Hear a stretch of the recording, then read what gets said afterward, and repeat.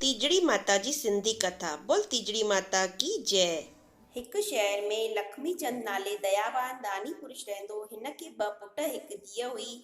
ही नहायत सुखी हो। हिन पंहिंजे धीअ जी शादी ॿिए देश में कराए छॾी। हिन जा ॿ पुट अञा नंढा हुआ। हिकु ॾींहुं पंडित खे घुराए हिन यज्ञ कराइण लाइ मुहूर्त कढायो।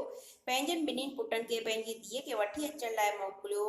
यज्ञ थियण खां पोइ भाउरनि भेण खे गॾिजी भोजन खाइण लाइ चयो, पर जीअं त संदसि भेण खे टीजड़ीअ जो व्रत हो, इन करे चयईं त राति जो गॾिजी खाईंदासीं।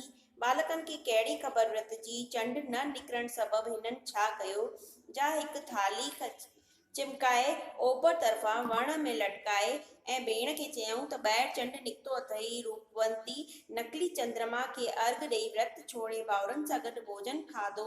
व्रत जे भंग थियण करे रूपवतीअ जो पति ॻरी कंडा थी वियो। भाउरनि हिन सां दगा कई, जंहिं करे हूअ छा करे।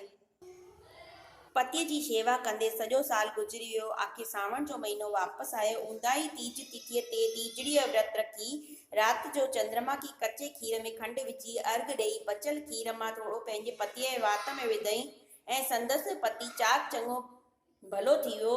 पोइ पाण बि भोजन खाधई।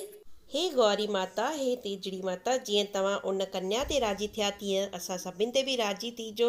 सभिनि सुहागन स्त्रियुनि जो सुहाग सदा बणाए रखिजो। बोल तीजड़ी माता की जय।